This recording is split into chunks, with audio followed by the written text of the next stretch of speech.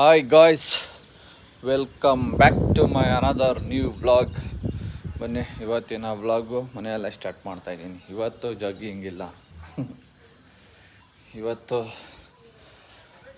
ಬೇರೆ ಬೇರೆ ಕೆಲಸಗಳು ಫುಲ್ ಬೆಳಗ್ಗೆನೇ ಬ್ಯುಸಿ ಆಗೋಂಥ ಕೆಲಸಗಳು ಸಿಕ್ಬಿಟ್ಟವೆ ನಂಗೆ.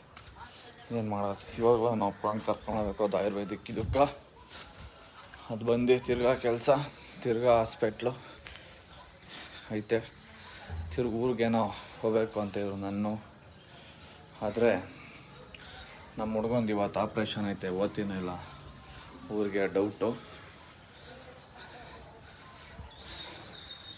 ಊರಿಗೆ ಹೋದರೆ ಇರಲಿ ವ್ಲಾಗು ಅಂತ ಸ್ಟಾರ್ಟ್ ಮಾಡಿದ್ದೀನಿ, ನೋಡೋಣ.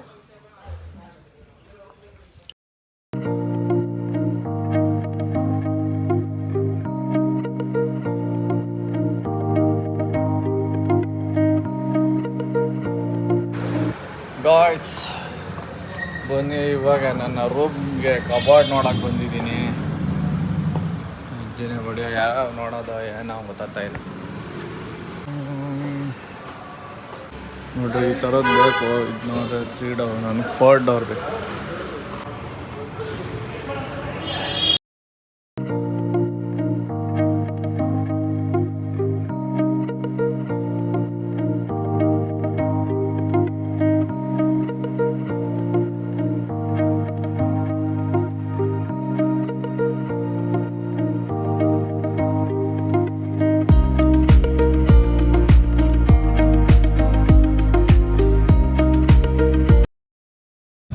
ಗಾಯ್ಸ್ ಬನ್ನಿ, ಇವಾಗ ನಮ್ಮ ಅತ್ತಿಗೆ ಅವ್ರ ಊರಿಗೆ ಹೋಗ್ತಾ ಇದ್ದೀರಿ. ಜಾತ್ರೆ ಅಲ್ಲಿ ದೇವಸ್ಥಾನ ಇರ್ತವೆ, ದೇವಸ್ಥಾನಕ್ಕೆ.